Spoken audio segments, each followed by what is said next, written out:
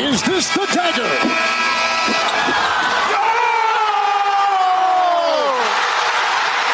Illegal substitution. Too many men on the field. Saskatchewan. Gizmo has a block and the sideline. He has not stepped out. He may go all the way. He needs one block and he'll do it easily. Promise Mess I wouldn't do this. McDavid stops up. What a move. Shoots. Scores!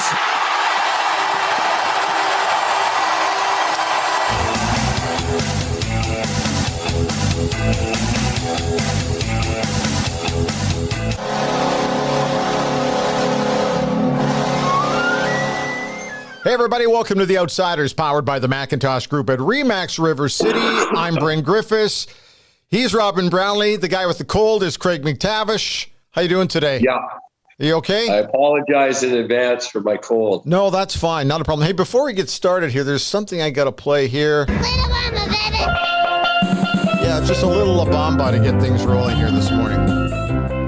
Play La Bamba, baby. Yeah. And Hey, you know, somebody asked me that, and I didn't think we'd even have to say this, but the reason the La Bamba thing, it's all Joey Moss. I mean, we've been at events where Joey loved to sing that song, right?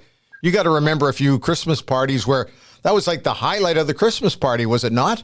you don't know the genesis of that whole song and Joey Moss and the Edmonton Oilers, Brent? Does it even go back further than him just getting up and singing at parties? No, we always,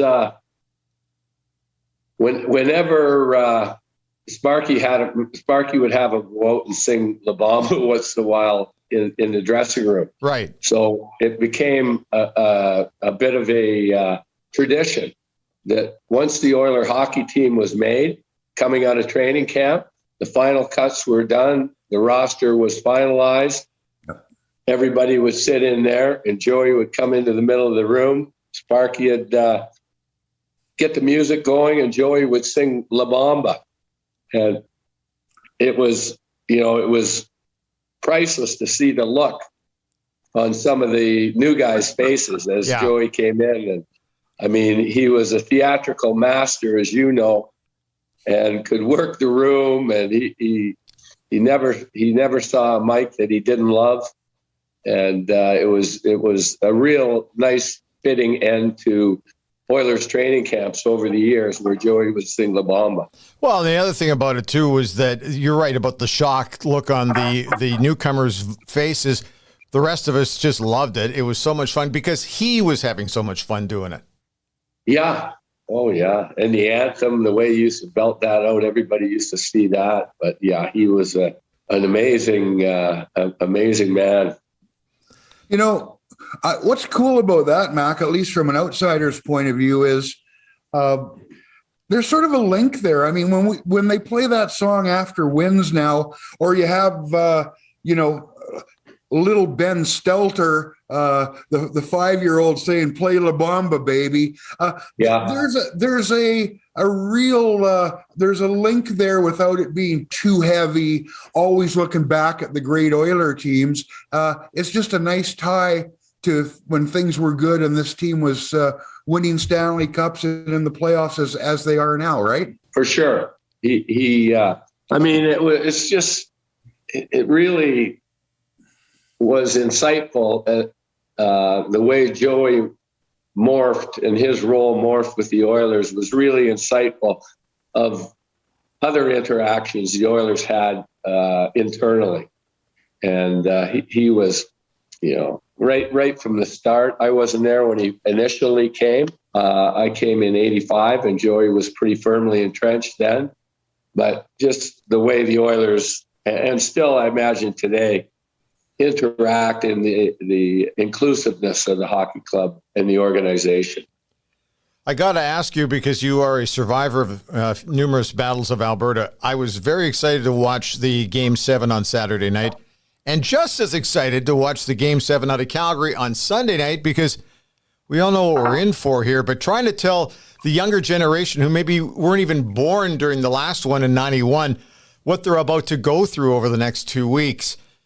It's you can tell the stories all you want. You can show it on YouTube all you want, but You tell them exactly what you think we're going to go through here over these next couple of weeks. It's going to be, it's not a lot of sleep, not a lot of comfortable sleep going to be had here over the next 14 days. Well, that was a different era too, right? The game was, I think, much more violent than it is now. And there's no question there was a challenge to everybody's manhood to step up and fight to your weight category. But it just, you never passed up an opportunity to finish the check. And it was a violent form of hockey. I expect it to be pretty physical too.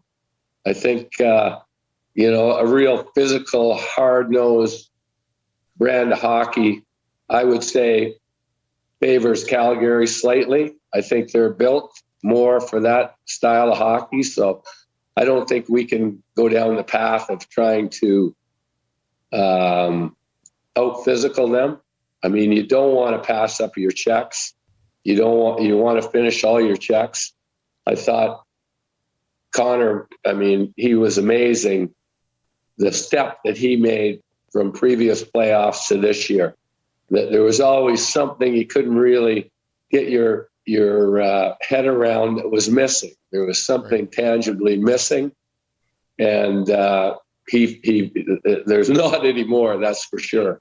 And it's to me, it's learning how to win and the intense price that superstars have to pay to win at this level. And obviously, we've seen it over the years firsthand. Mess was a great example of the commitment that you need, from a preparedness and nutritional standpoint, and sacrifice your time and commitment physically. And Connor's definitely got that and ran with it. There's no question about that. That he's always been a good leader, but now I would say the way that he's playing is he's an inspirational guy for sure, for everybody in that locker room as well as everybody in the crowd. Mac, the stories have been out there since the series started. You weren't there for the first couple, and then you came 85, 86, and you were in that 86 one. The reality, and you touched on it, the hockey we see now it can't be like it was then. The rules don't allow for it.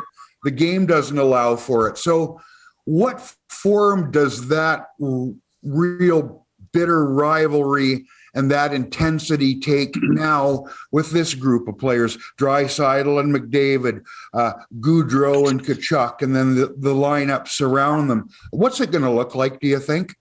I think a lot of confrontation at the net front.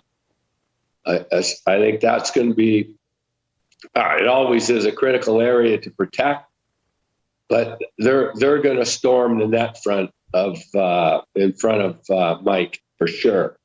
And they have some of the better net front guys in the league. Maybe the best guy is, Matthew Tkachuk. Yeah. And he's, how are we going to handle him at the net front? He's a tough guy to box out, but I think that's going to be important that we try and prevent him from getting there. When he does get there, you almost have to leave him there at the net front, I believe, and especially if he's tight to Mike. I think there's going to be, we got to move the puck quick before Milan gets in on the forecheck and is allowed to, finish his checks, because he's a tremendously powerful guy that can do a lot of damage if we're not moving the puck quickly and getting it moved in the other direction. Zadorov is a big hitter. Goodbranson's a big hitter. So, it's going to be a physical series. There's no question about it. Everybody's kind of got a little bit of a different take on things, and it's one of the things that I've been dwelling on over the last couple of years, and that is the big guys are going to be there for both teams. The bottom six forwards, I think, is where the battle is going to have to come down, and also net minding. Do you think I'm out to lunch on that? Do you think you got to show your depth, and that's what will carry you through? I think you're slightly out to lunch. Yes, okay. In general, if it's a bottom six battle, we're not going to win it. Okay. I think they're deeper. Our top end stuff is higher. Goaltending, you're bang on. The goaltending is going to be huge. I thought the goaltending was a wash in the first series, and I think that's good. If we can say that after series 2, that'll be good, because Jacob Markstrom, I mean, he's had an unbelievable season. He's tough, but I think our success is going to be driven by our ability to score and win the special team battle. The McDavid, Draisaitl factor. How banged up is Leon? How quickly can he recover? I mean, amazing guts from Leon to play the way that he did 22 minutes that last game. You could tell immediately that he didn't have separation speed. Yeah. And wasn't able to torque the ankle or the injury as much as he normally does. I mean, Leon, he can fly. You remember the first goal in Game 3 where Kempe tried to chase him down, and it was a 2-on-1 with Connor, and Kempe was right on Leon's tail and couldn't catch him. Yeah. And Kempe, I mean, he's maybe the second fastest guy in the league next to Connor. So Leon, you know, he didn't have that arrow in the quiver, and you know that's hopefully those things are hard to fix too. They take a long time to heal, so that's going to be a big part of it. Obviously, he was banged up in Game 6, and he still made a terrific play to Barrie for the winning goal, but that's going to be huge too as well.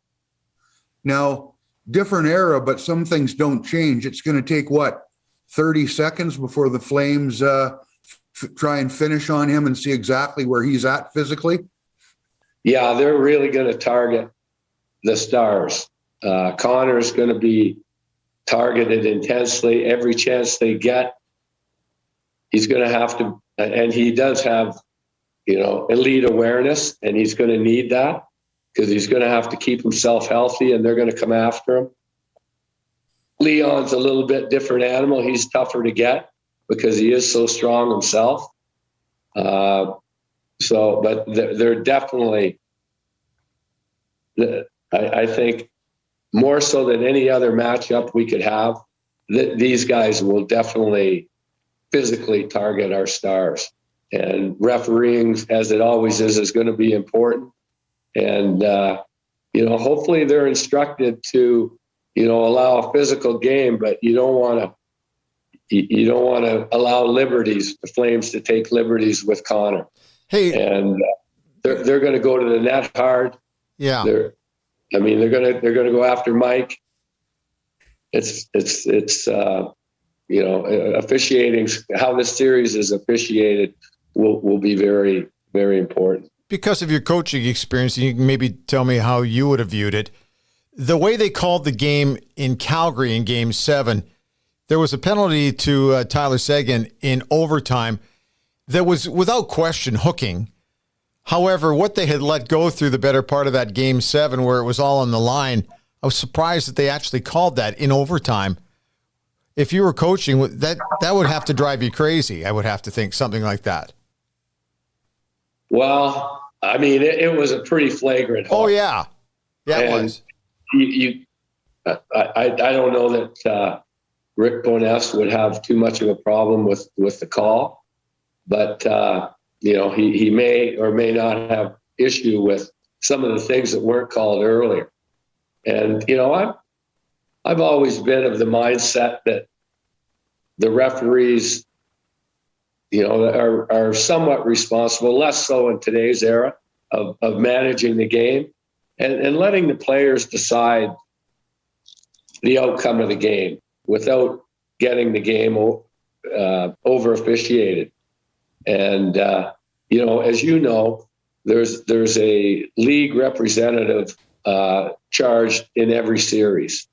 So what happens is that league representative will go into each coach's room, and then that gives Jay and Daryl the opportunity to verbalize what their concerns are in the series, ask them about liberties. I mean, I'm sure that's a big discussion topic for the series manager and the coaches in both rooms. And you try and just plant the seed. So they're going to go back. They're going to communicate to the officials. And, there's a fine line between hard-nosed physical hockey and dirty hockey. And they've got to walk that line really well. Mac, the goaltending is always a factor. It's a cliche. But in Edmonton's case, I wonder about it in these terms. Mike Smith is a very fiery guy. If you're smart and you're wearing a red jersey, do you try and see if you can get under his skin early in a game? For sure, you have to. And from what I saw in the last series, you're not going to get under his skin. He's too driven. He's too focused right now. He's not. I'd be really surprised if you can get under his skin. I mean, he's going to do things intelligently. He's going to manage the theatrics of the movement after he's been hit to play to the referees. But I think, based on what I saw, it's all going to be calculated. To me, he looks like a guy that's firmly in control of his emotions. And as for Mike Smith, I mean, amazing the way that guy's played the last little while. And for me, being a fan, I don't care how he plays from this point forward. That guy has my respect. And just phenomenal goaltending and battling and competing. And I mean, whatever happens from this point forward, I think he's going to continue to play well. Even if he doesn't, that guy has certainly earned my respect and the respect of the Oiler fans who have been unbelievable in all of this. Got to ask you, because when you came into the situation here in the mid-'80s and you'd been hearing about the Battle of Alberta, and I've been fascinated by the fact that players have been asked, and a lot of these guys, they've heard about it. Most of them weren't even born then. But I guess the real question of the day is, you've heard about it, but do you really understand it until you just jump right into it? How long is it going to take these guys to figure out that this is not just a regular Edmonton-Calgary regular season game? Yeah, and those are pretty physical too as well. I think, everybody's got to step up. We talked about the price Connor's paying for success. And, how it's cliche, but it's how bad do you want it and what are you willing to do to get it? And how much more do you have left in terms of competitiveness and battle and courage to get it done? And, you've got to challenge the tough areas. You've got to compete hard on pucks. Otherwise, you're not going to win. The price to win this series is going to be high. And, I know for sure we have a number of guys that are going to pay that price, notwithstanding Connor, but Evander Kane too. He goes into the respect earned category that Mike Smith has for me. That guy's he's a way better hockey player than I thought he was. I knew he was physical. I knew he was, but I had no idea that he had the type of intellect that he's shown. And he rarely makes a mistake with the puck. And I had him at one world championship when he was really young, but I really have a lot of respect for his acumen and intelligence as a hockey player. And he's proven a lot. He's definitely earned my respect. And same with Zach Hyman. I love watching that guy play because he's laying it on the line every night, every shift. And that type of commitment is infectious with everybody else. And it's a great visual example of what hard work and tenacity does in terms of results. I always say, the productivity is always in the last 3 or 4% of effort. And that's going to be really true in this series. You mentioned both of them, Mac. I looked at Evander Kane, and, as far as on the ice stuff goes, I always thought he's a pretty good player. Like you, I didn't realize how good he is. To me, he brings that element they didn't have. A guy with elite skill, or elite or close to it skill, plus edge. That's a rare combination. And the other one is Hyman, in that he's a little bit like Ryan Smith, in that he's stubborn. Not that he's going to stand in front of the net and let you beat the crap out of him and he's not going to go anywhere. But Zach Hyman, he's not a great skater. He's sort of awkward in some ways, but he goes where the traffic is. He goes where the puck is, and that's where the success is, and you just can't back him off. Oh, totally. I couldn't agree more. But he's not a beautiful looking skater, but he's a very functional skater. He can beat you with speed. If he gets an inch on you or a foot trying to turn that corner on the defenseman, he can take it to the net. And great ad. Those guys are so valuable. Yeah. Especially in a series like this for Evander Kane, because it's right up his alley in terms of he's an intimidating guy to play against, and we need that. You touched on it quickly. I want to go and revisit it, and that is Connor McDavid's effort in Game 7. It was about the midway point. I started to sense they're not going to lose this game because the captain is not going to allow it. So that immediately made me reflect back to a game that we were both at. You were on the ice, and I was up in the crazy press area at the Chicago Stadium in Game 6, and we watched Mark Messier do that. And we knew at the Chicago Stadium there was no way the captain was going to let that team lose that game. To me, the parallels were immense. I think that was Game 4, wasn't it? Was it Game 4? It was Game 4. Yeah. We went back to see them win it in 6 to move on to Boston. You're right. It was Game 4, but right. You could feel the crowd at the Chicago Stadium went, we're not going to beat this guy. Yeah, no, that was maybe the single most dominating performance I've ever seen. And that guy, he knew what was at stake. We were just coming back from Winnipeg being down 3-1. We could not go down 3-1 again. And Mark, he wanted to win. Yeah. And he just terrorized Dennis Savard and Doug Wilson. Like, when he came down that wing, he had an intensity in his face and in his movement that, yes. Doug was thinking, okay, I think I'll just let him take this to the net. And he had the hat trick that game. And Connor, he really set the tone last game when he ran over Dursey. Yeah. And that was, if you're on the bench and you see, and that's what big game players do. What are big game players? Well, they do things they don't inherently do on a day-to-day basis, but they do these things out of need and necessity. And that's what I call a big game player, somebody that's going to add something to their game that you don't see on a day-to-day basis.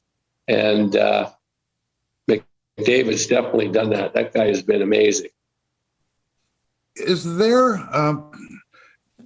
an area of the game that you see one team having the most substantial edge in the series? They're different, but they're close in a lot of areas. But is there one area you look at and go, advantage Flames or advantage Oilers? Yeah, I'd say net front, advantage Flames right now. Okay. Kane and Hyman certainly add to our ability there. Special teams, power play, advantage Oilers. D-zone coverage. Calgary is a really good defensive team. I'm encouraged based on what I saw in Game 7 from the Oilers. They played flawlessly. Almost a perfect game, I would say, from a coaching standpoint. They didn't break down. They didn't make mistakes and defended very well. Gaps were good. I mean, gaps will be important.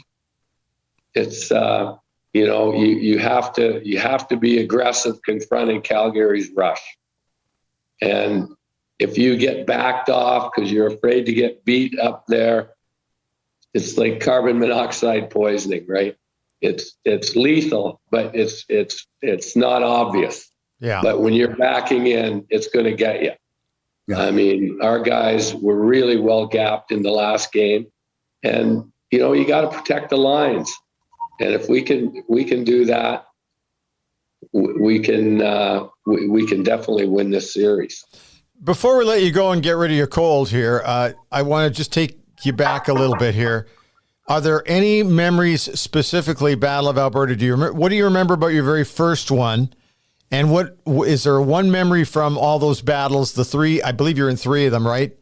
As a player. So the question is, what stands out for you looking back a little bit? Is there one or two particular stories that you can pass along? Well, I mean, just really the obvious ones. The Fleury overtime goal, Game 6, Tikkanen's Game 7. Yeah. Mike Bullard getting carted off after Marty McSorley speared him. Forgot about that one. Yeah, that was. We all questioned that. Yes, but Marty never did. Marty never did. I don't think he ever took full responsibility for that one. That's okay. Or anything else that he did negatively.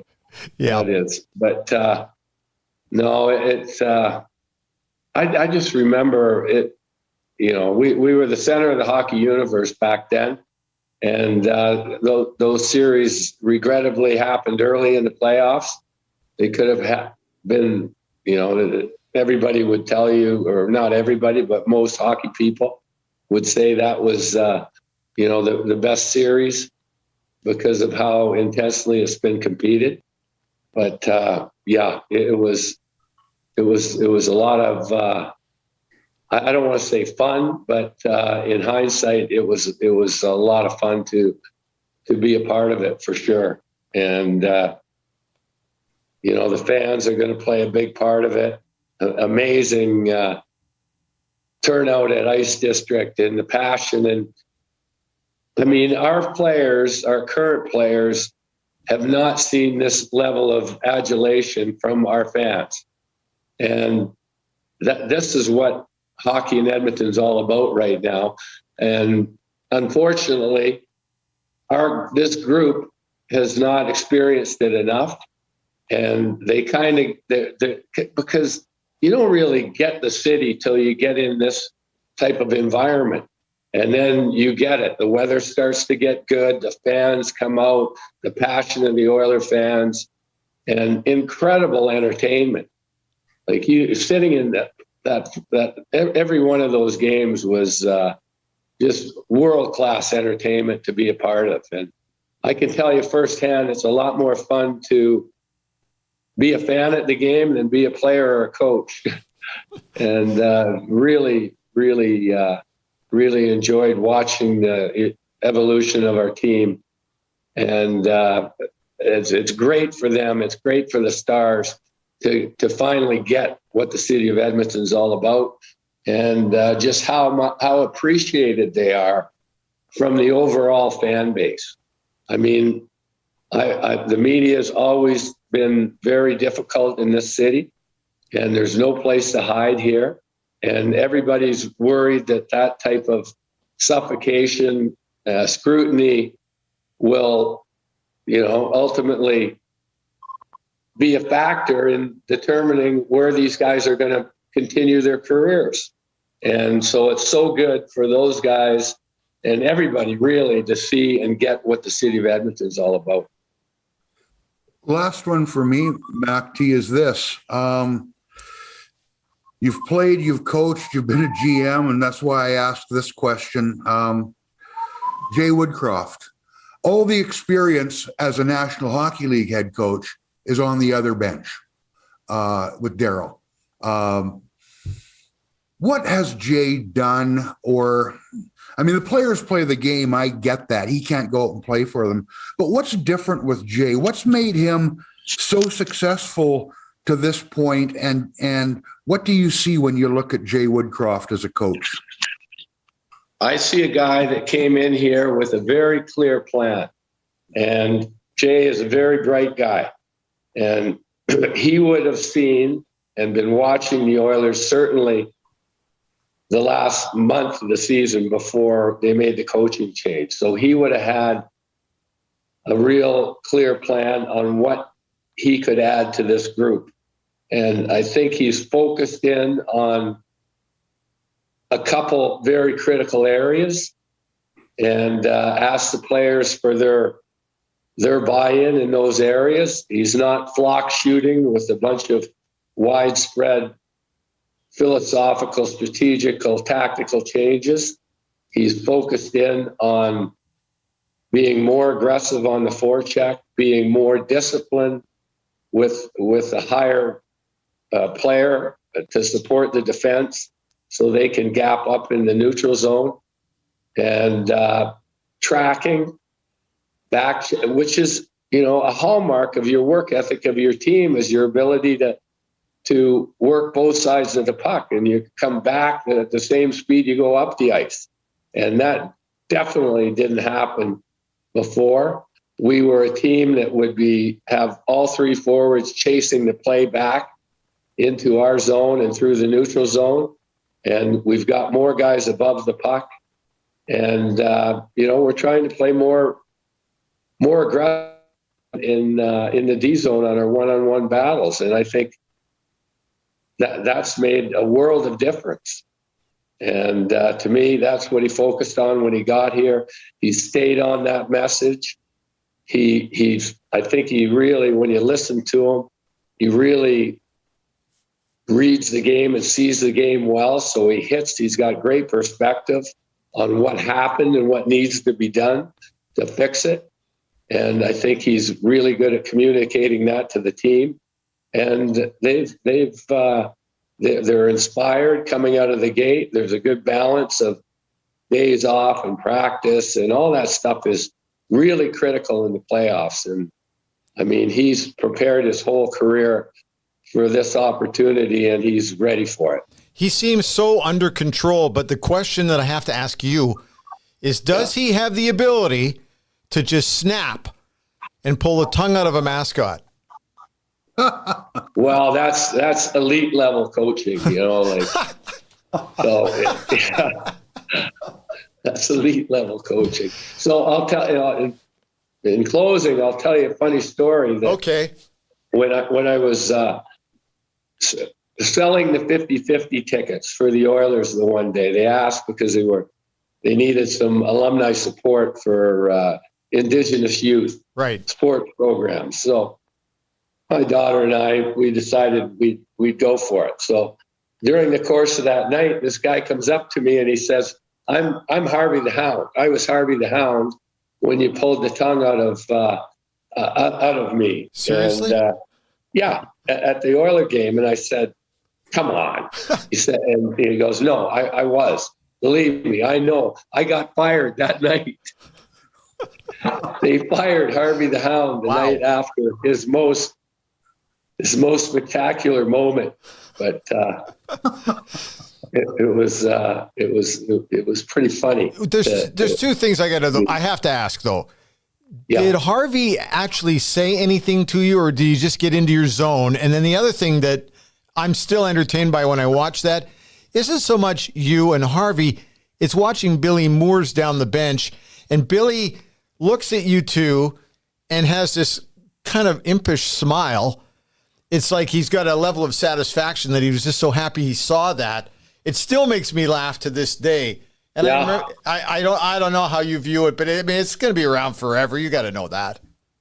It never gets old. Like everywhere you go, we went to Red Deer, and I had to get pictures taken with Harvey. And Oh, great.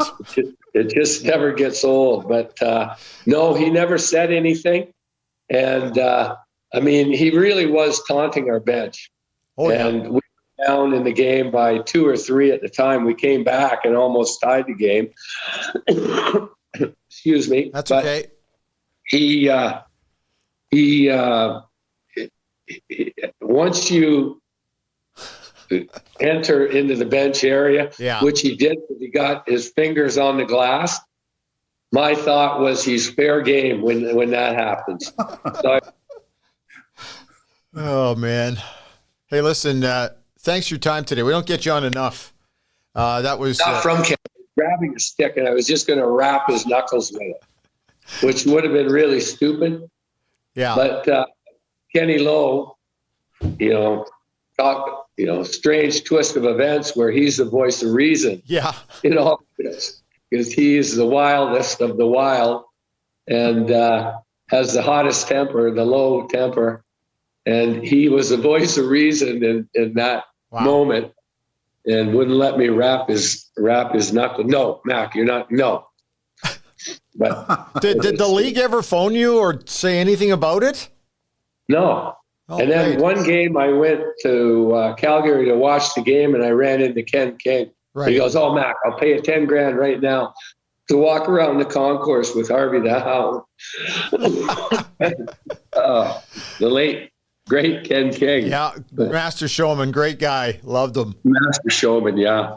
Hey, It was pretty funny. thanks for your time. Get rid of that cold, and thanks. Really, you want to talk about playing hurt. You did it today. Thanks for It's this. only day 8 of this cold, so Okay. yeah. Well, hang in there and enjoy this series because it's going to be a lot of fun. Yeah, you too, guys. Always a pleasure. Thanks, Mac. Even talking to Robin is I know wonderful. it's hey, fantastic. That's 2 shots now. I got to ask him about that. Wow. Yeah. Hey, special bonus coverage on this Battle of Alberta thing. So we figured, who are we going to talk to? This guy wrote a book on the Battle of Alberta. Mark Spector joins us. How you doing? Pretty good, boys. What's going on? Well, we have something we haven't had in a very, very long time. It's funny, just walking through downtown Edmonton today, there's a bit of a jump. I can feel a little energy source going. And I was excited watching the Oilers win Game 7, and I was just as excited watching the Calgary Flames win a very exciting game in Game 7 as well, although they pushed it a little closer to the edge. But here we go. Yeah, it's fun to be in a town that has a second round playoff series. Let's start there, Yeah. right? For many years, how many years has it been where, oh my God, if you made the playoffs, that was the prize, and you never won a round. So it does. I don't care when you're in Edmonton or in Calgary. I don't think anyone cares who you're playing more than they care that you're playing. But this is just a bonus, getting the Flames and Oilers playing each other. I mean, it's been since 91. We know that. They're both pretty good teams now, much better than they were. These are 2 teams that someone's coming out of here is going to put a dent in Colorado. Whether they'll beat them, I'm not sure. But the level of hockey will be high. They got their stars. Edmonton's got their stars. There should be some shenanigans. Man, let's get after it, boys. Now, what I like about this spec, and you would have come across this writing the book, for so many people out there, look, 31 years ago, so if you're not, a lot of people weren't even born. It's a whole new generation of hockey fans. If you weren't close to 40, you probably wouldn't even remember seeing it. If you're 5, maybe. I don't think so, though. So this brings a whole new generation of hockey fans instead of the, Battle of Alberta, eye roll, like you say. And how many years have both teams been crap? What kind of Battle of Alberta is that? This brings it right here, right now. Yeah, well, you've been in the business a long time, and those of us who write hockey have spent a lot of time propping this rivalry up, frankly, right? Yeah. We've written a lot of Battle of Alberta and asked a lot of Battle of Alberta questions to guys who are in the back of their mind are thinking, dude, neither of us are making the playoffs this year. So, yeah. It's not only been 30 years without a battle, it's been 30 years without very good teams, to be honest with you. So the fun part is you have good teams. The extra fun part is they're playing each other. I'm not going to be the guy that the old salty sports writer who says, I was better back in my day. I'm going to say this. It's not ever going to be that violent again, right? Those of you who've never seen the Battle of Alberta, they won't need as many stretchers today as they did back then. I'm here to tell you. But you know what? It'll, in its own way, right? This thing will make a stamp. This series will leave a little stamp in your hockey soul here. I don't know how it's going to happen, but something's going to happen in this series that you're never going to forget. Just makes me excited just to think about that. And the other thing, too, is that the energy source from off the ice is going to be hyper intensive. We've talked to players a lot about this Battle of Alberta thing, and their only measuring stick is during the regular season, but we've seen it. And we've seen what the city goes through and what Calgary goes through when you get to the playoffs. I just think it's going to get elevated so much, and there's so much great talent out there. It's going to be a little different series, but you're right. It's going to be special. And you need someone in a black hat in this series, right? Yeah. And that's we introduce you to Matt Tkachuk now. Correct. You hope that he was really quiet against Dallas. Like he had a couple scraps, but he didn't get much done in the series. And I hope that he's not above mucking it up and doing what he does, because he has become really, in the modern battle, the straw that stirs this thing. Once he gets going, now Cassian enters the fray. Now this happens. Now, let's go. And we end up with a goalie fight at the end of the line. So you need a couple black hats. The Oilers aren't rich in guys that stand over a goalie and have an extra poke in there. The Oilers don't have a lot of those guys. Calgary's got a couple, but you know what? You get out of character. I remember talking to MacTavish for my book, Craig MacTavish, and one of the things he said was, during the regular season, we all had the things we did, and some guys didn't have to fight, and other guys weren't expected to score, and other guys didn't throw a lot of hits, and that was okay. In the Battle of Alberta, you had to go out of character. And if a fight came your way, you had to take it. And we needed a goal from someone we never heard of. And everybody hit. So, you might think you know your team. And then you watch them play in the Battle of Alberta. And then you really get to know your team. Yeah. Well, we're not going to have Hunter and Semenko punching each other until they're blowing snot bubbles. But I want to see what Connor McDavid's saying. Oh, yeah? Watch this.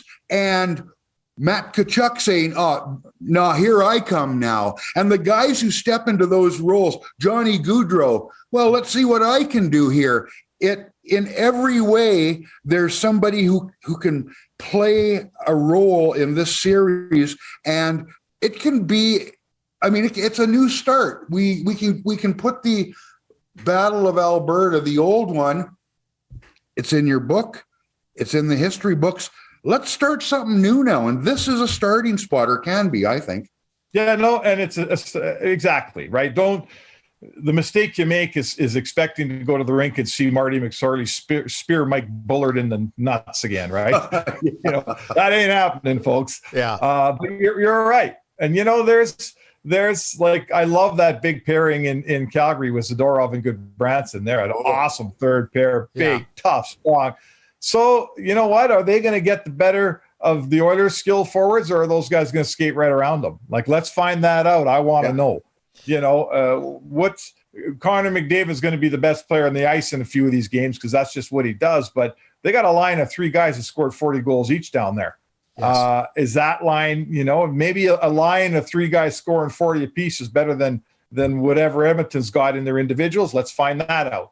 Goaltending. Everyone's going to tell you Markstrom's better than Smith. So will I.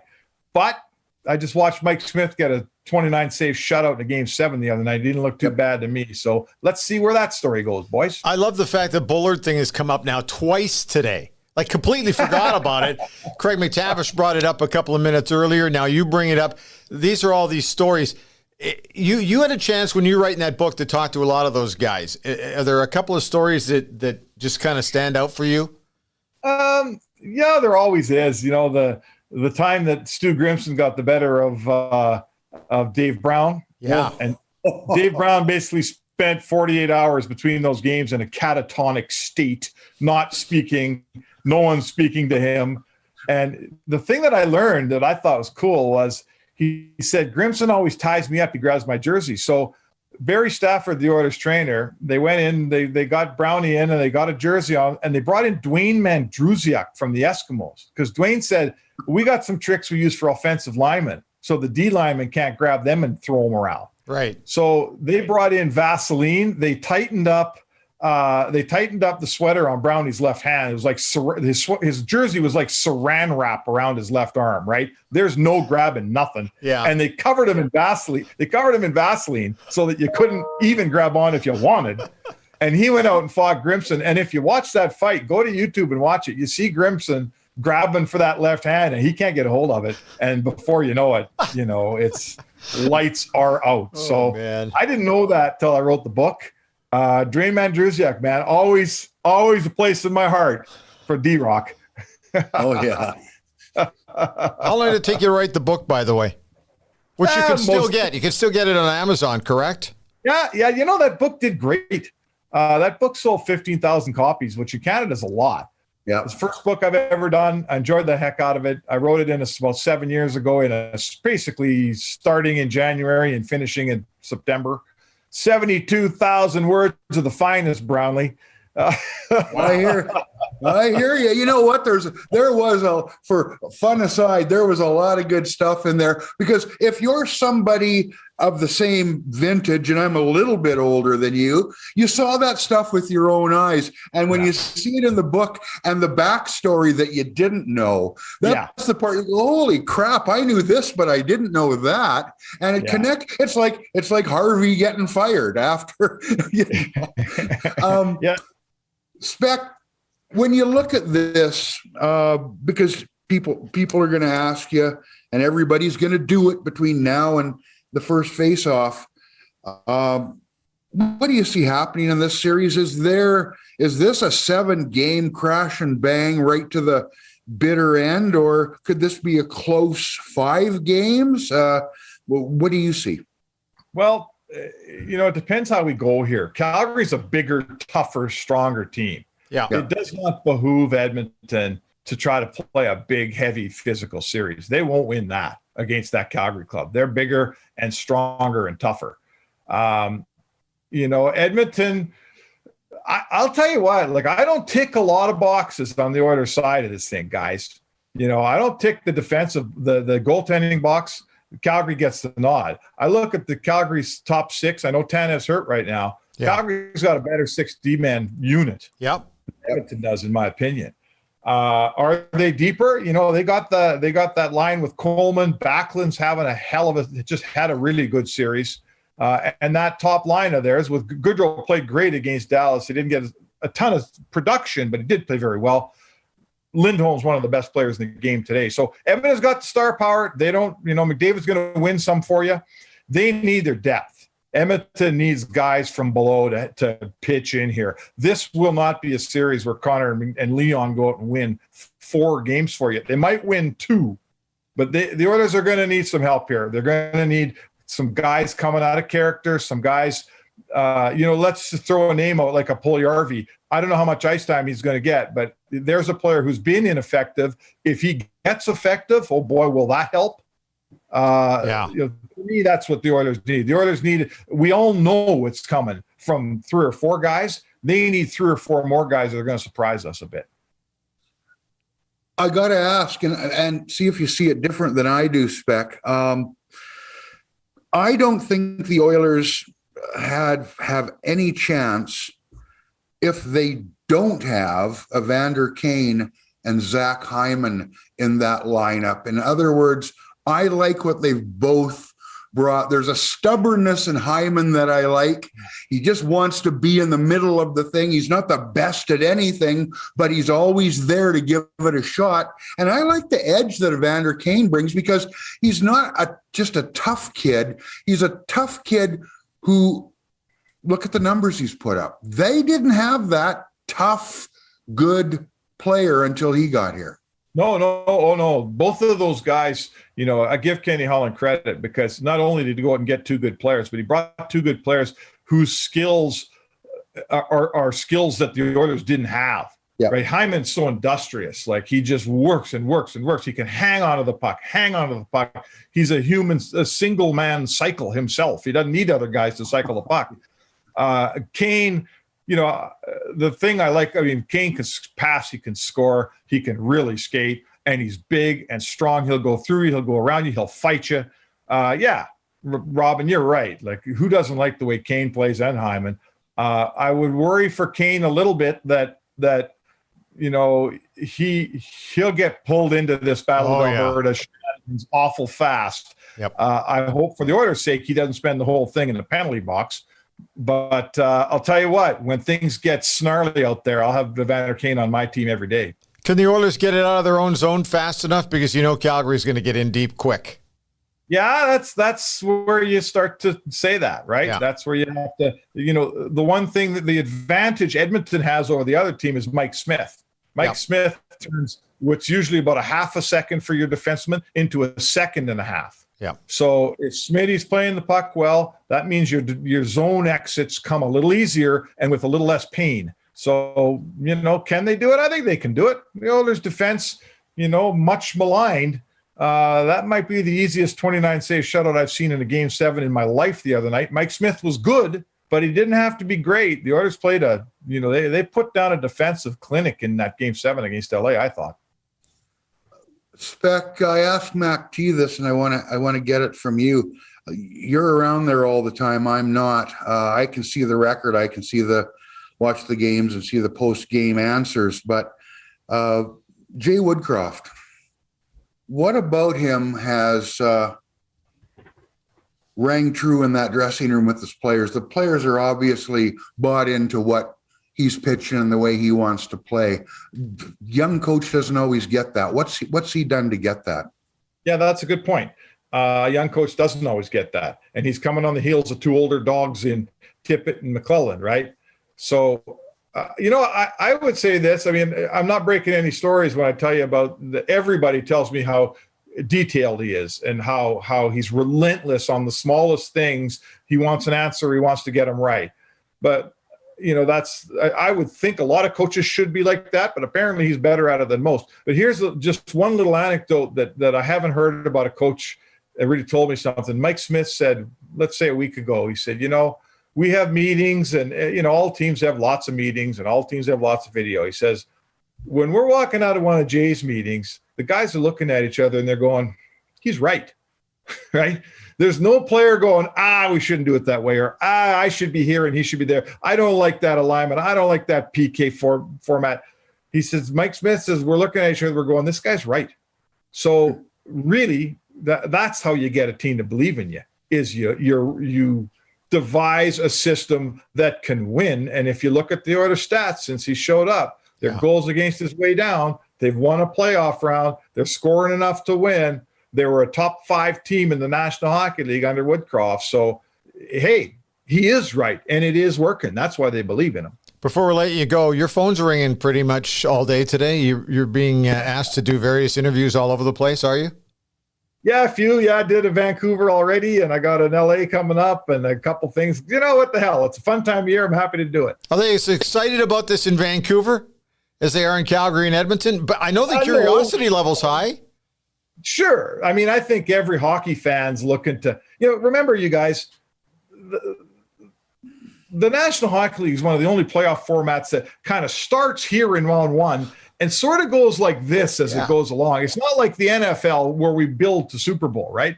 And it becomes a local thing. When your team's out of it, it's spring. I got to get the grass done. Geez, I better get the clubs out. Exactly. So the fact that we're in the second round and everyone in Vancouver is looking at the schedule and going, oh boy, I get Edmonton and Calgary every second night. I actually am engaged in this. I do care about that. This is good for people across Canada. People will get good ratings on Sportsnet for this thing. I know they're not the Leafs, but a Leafs fan will want to watch this series. So let's go. I can't wait for it, man. Wednesday night can't come fast enough for me. It's also the big TV crew. It'll be Chris Cuthbert along with Craig Simpson. So the number one national unit now moves in because of this series. Yeah, I believe they're bringing Steve Brunt in to write for me. I'll be staying home. Okay. Hey, before we go, once again, if you get a chance, I still have it on my laptop or on my iPad, the Battle of Alberta. Mark Spector wrote it. If you want to kind of take a look back before this thing gets going and starts creating new chapters, make sure you check it out. The forewords is written by Theo Fleury. How tough was that? Tough to get Theo to write and say wonderful things about the Battle of Alberta? It was before he kind of went right-wing crazy, so he was a little easier to deal with. Yeah. I was trying to get him on next week just to see, give his assessment on what's going on. And he's got some great tales, man. Oh, I know he does. Man. First NHL game, I think he scored 2 goals on Grand Fuhrer, so pretty good. He tells a hell of a tale. Hey, thanks for your time. We'll let you get rolling and enjoy the series. It's going to be a lot of fun. All right, boys, have fun with it. Thanks, Beck. Well, we're slowly moving into the summer months, and like any good teammate, the realtors over at the Macintosh Group will assist you in selling your home. Now, here's the goal: to sell your home for the most amount of money in the least amount of time with little to no stress. Wayne Gretzky was no stranger to breaking and setting records. Well, the Edmonton single-family real estate market, breaking records to kick things off here in 2022, slows down a little bit as we get into the summer, but that's no big deal. But it does tell you one thing. It's so important to hire a professional with the skills to work in the ever-changing market that we're living in. Now, if you're looking for a Hall of Fame experience when selling your home, then give Brent or anybody at the Macintosh Group at RE/MAX River City a call at 780-464-0075, or you can find them online at macintoshgroup.ca. Both buyers and sellers, give them a shout. They'll be able to tell you exactly how the market is going. And one last thing, when you give them a shout, make sure you tell them the Outsider sent you. Whew. Wow, that was a great show, a lot of fun. A little Edmonton slanted, but that's where we're located. But let's talk about the series very quickly before we say goodbye for another week. Who do you like in the series, Robin? Well, I am going to go against what I think will be the favorite in most sets of predictions done around the league. I think the Oilers can win this series in 6 games. Okay. I picked the Oilers to win in 7 with Los Angeles. I thought LA was going to be a much tougher opponent, and they ended up being that. Good on Todd McClellan and his guys. In this particular series, just kind of Craig MacTavish and Mark Spector both talked about the ticking off the boxes. And for me, it's Calgary in 6. Doesn't mean that Edmonton can't win it, but some things are going to have to change. And isn't that part of the fun of the Stanley Cup playoffs, is that there's always an upset or two. Maybe something goes one way as opposed to another, and it can change a series completely. But who's to say? But right now, I like Calgary's net minding a little bit better. I defensively think they're much better in their own end than the Edmonton Oilers are. Up front, I think that the top 2 lines match up particularly well, but I think as you get a little deeper into the lineup, I think there's an edge to the Calgary Flames. However, that bottom 6, as I pointed out earlier, that's, to me, if they can give the top 2 lines a little more space and a little more time and contribute a little bit offensively, they can make this a hell of a series. It might even go 7, but right now I'm picking Calgary in 6. I'm sure I'll get some hate mail over that, but that's how I see it. Well, here's why I see it like I do. The series was 2-2.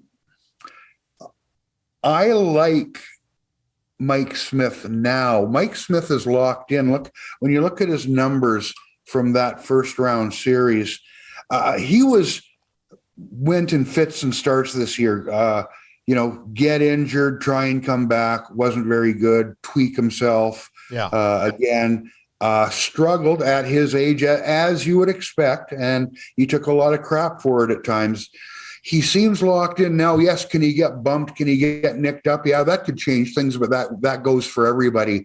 Mike Smith, as he is now, not only gives the Oilers good enough goaltending, and that's what they've needed to win, and haven't always had.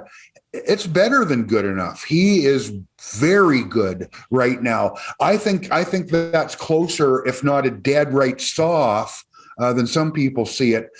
I think, and MacT touched on this, if the Oilers are smart enough to play more of a track meet game as opposed to a grinder game, it's the Battle of Alberta, we're going to see who's the most manly team. I think that plays into Calgary's strengths. If they do that, they're sunk in a hurry. I think Connor McDavid and Leon Draisaitl make them smart enough to not do that. I think when it does leak into that area where it does get tough, and it will, playoff hockey always does, I like Hyman and I like Evander Kane. I don't think I would have liked their chances nearly enough if we were talking about only having Kyler Yamamoto or only having Jesse Puljujarvi, despite the strides he's made. These two make a difference to me. It's a feeling, and I know that makes for crappy analysis. It's a little bit like 06 for me, where I look at it and I go, when it was the Oilers Detroit and the point spread and everybody, and Bob said it 115 times, so I'll probably say it for the fourth or fifth time here. Him and I were the only guys in town. We picked the Oilers to beat the Wings, not because they were the better team, but because something about the matchup, you just looked and went, they got a chance here. And I can see why people say, look, there's more boxes checked for the Flames. And you know what? If you're checking boxes, I think that's probably true. But if you're playing the game, I see something about this Oiler group, especially if Connor McDavid is anywhere near as inspired as he has been to make something happen. It's a wild card. You know what? It's an easy pick because if I'm wrong, well, most people thought it would be Calgary. But I honestly do see something there, Bren. To put my finger on it's a different thing. But I think the Oilers are going to beat these guys. Okay. Wayne Gretzky said a series doesn't begin until somebody loses a home game. I don't think he's incorrect by saying that because he is the great one. However, I'm a big believer in the odd number games being critical. And I think that the most critical game here is going to be game one. If the Oilers want to make this a series, they've got to find a way to split one of those two games in Calgary to kick things off. I don't even think this is going to be a homer series, quite frankly, because I think Calgary can easily win here, and I think the Oilers can easily win in Calgary. So, but I really believe it goes back to Ryan Smith and I having a conversation because they've been meeting the Dallas Stars in Colorado always in the first round. Yep. And Smitty said, look, every time we've played in one of these series, we've had to go into their barn first. So the key is if we could find a way to just eke out a victory in either the first game or the second game, you're going home. And as much as there's a ton of pressure on you in that odd number third game at home, at least you know you got a little bit of house money to play with. So I'm watching game one really careful to see whether or not the Oilers can find a way to make it a little more interesting. It's going to be fun. Okay, quickly, you don't have to tell me how many games. Colorado, St. Louis, who do you like there? I don't think either of us picked St. Louis to be the Wild.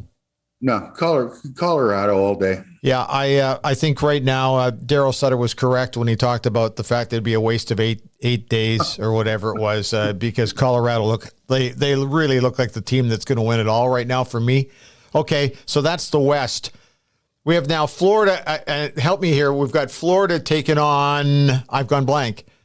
Florida is playing. I've gone completely blank, Robin. Let me look. Hang on a second. Okay, so we have the Rangers.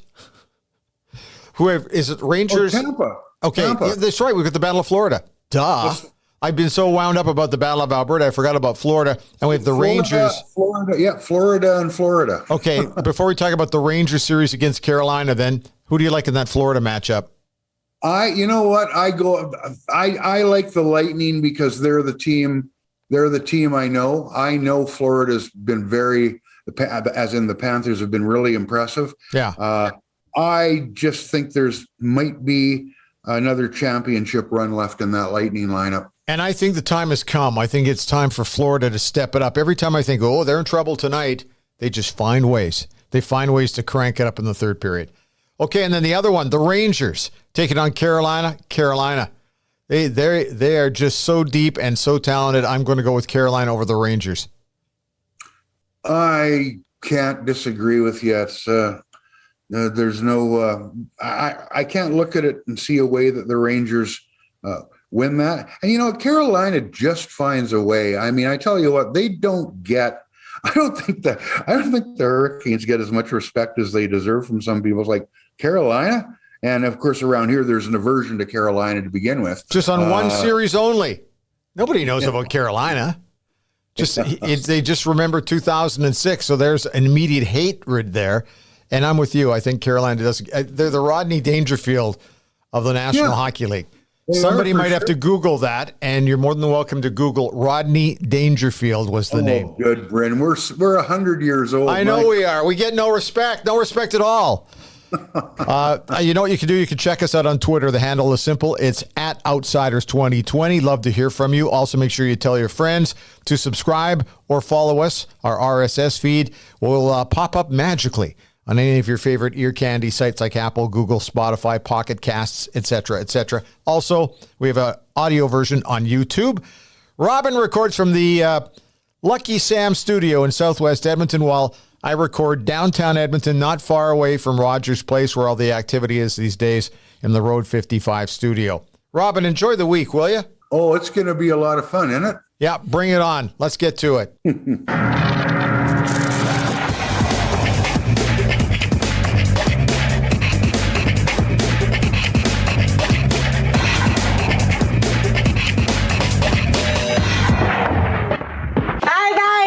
Have fun storming the castle. Road 55.